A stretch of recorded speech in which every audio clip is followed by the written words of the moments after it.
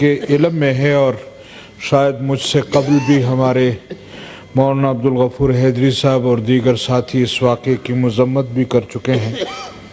کل رات میں ڈیرہ اسماعیل خان میں ہی تھا اور جب یہ اطلاع پہنچی اس وقت بھی ہم مولانا صاحب کے ساتھ ہی تھے۔ مولانا صاحب کی گاڑیوں پر فائرنگ کی گئی، وہ بنو روڈ جو ہمارے گاؤں سے کچھ ہی فاصلے پر ہے، وہاں تیل بھروانے کے لیے گئی تھیں اور جب واپسی وہ انٹرچینج جس کا ذکر ابھی سی پیک کا ہوا بھی ہے اس پر انٹرچینج پر پہنچی تو ان پر فائرنگ ہوئی ہے جی، جس کے نتیجے میں اللہ تعالیٰ نے کرم کیا ہے کہ کوئی جانی نقصان تو نہیں ہوا۔ لیکن میں یہ گزارش کرنا چاہتا ہوں کہ اس طرح کے واقعات پہلے بھی ہوئے ہیں مولانا صاحب کے ساتھ، اور شاید ان دہشت گردوں کے علم میں نہیں تھا کہ واقعتاً مولانا صاحب اس گاڑی میں ہیں یا نہیں ہیں۔ 2-3 گولیاں ان کی گاڑیوں کو لگی ہیں جی، اور اس میں جو ڈرائیور یا ایک محافظ تھے تو ان کا اللہ تعالیٰ نے حفاظت کی ہے۔ اور یہ اسی سی پیک کا ذکر جو ابھی یہاں ہمارے آنریبل منسٹر صاحب نے بھی کیا، یہ وہی سی پیک ہے جو وہاں سے بلوچستان کو جاتا ہے، اور اس سی پیک کو مختصر بنانے کے لیے بھی کوشش کی گئی، لیکن اگر اس طرح کے واقعات ہوتے ہیں تو میرے خیال میں پھر یہ ہمارے لیے اور مشکل پیدا کر دے گی جی۔ میں یہ گزارش کروں کہ اس سے 2 ہفتے یا 1.5 ہفتہ پہلے ہمارے وہاں تحصیل درابن میں واقعہ ہوا، جس میں تقریباً کوئی 35-40 جوان ہمارے فوج کے اس میں کام آئے، اور اس سے بعد فوراً 2 دن کے بعد یا 3 دن کے بعد ٹانک کے ڈسٹرکٹ میں واقعہ ہوا، جس میں تقریباً کوئی 6 دہشت گرد اور 3 پولیس والے مارے گئے۔ کل رات کو یہ واقعہ ہوا ہے، تو یہ صورتحال ہے، اور ادھر ہمارے ملک کو انتخابات کی طرف ہم جا رہے ہیں، تو ہمیں سمجھ نہیں آتی کہ وہاں ہم الیکشن کمپین کس طرح چلائیں گے، یا ہمیں الیکشن سے روکنے کے لیے کیا اس طرح کے واقعات تو نہیں ہو رہے جی۔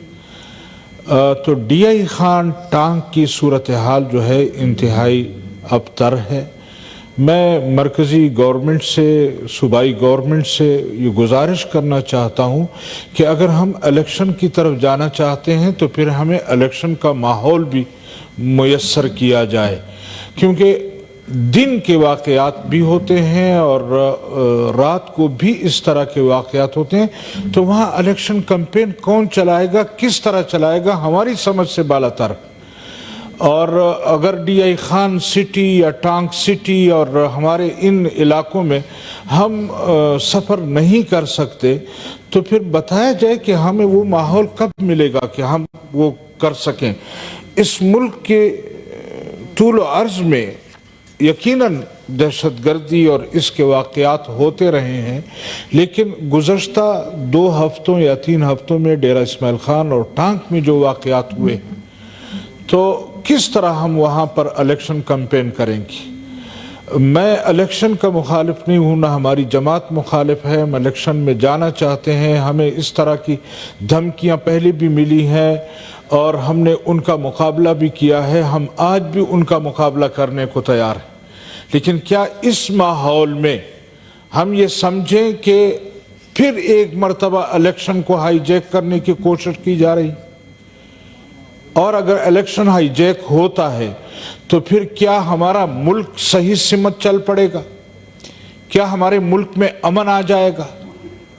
تو اگر ہمارے پاس اس ملک میں امن لانا ہے، اس کے لیے محنت کرنی ہے، تو پھر اس میں ہماری گورنمنٹ کو ایک کردار ادا کرنا ہوگا، قوم کو یہ باور کرانا ہوگا کہ آپ کا ماحول اب ایسا ہے کہ اس میں الیکشن کیا جا سکتا ہے۔ اس موجودہ الیکشن میں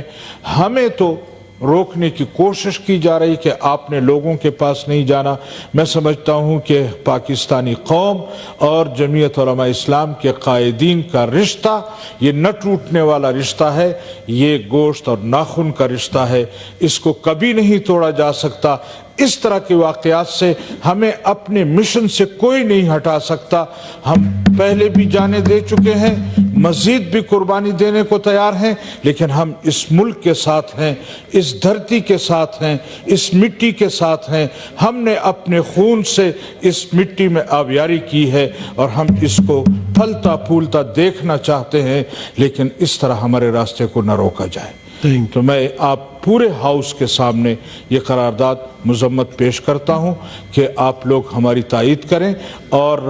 ہماری گورنمنٹ کو یہ بتلائیں کہ اس ماحول میں ہم کس طرف جا رہے ہیں, ملک کو کس طرف لے کر جا رہے ہیں. میں آپ کا ایک مرتبہ پھر شکریہ ادا کرتا ہوں. اللہ تعالیٰ میرا اور آپ کا حامی و ناصر ہو. تھینک یو, بہت مہربانی. Order number 53.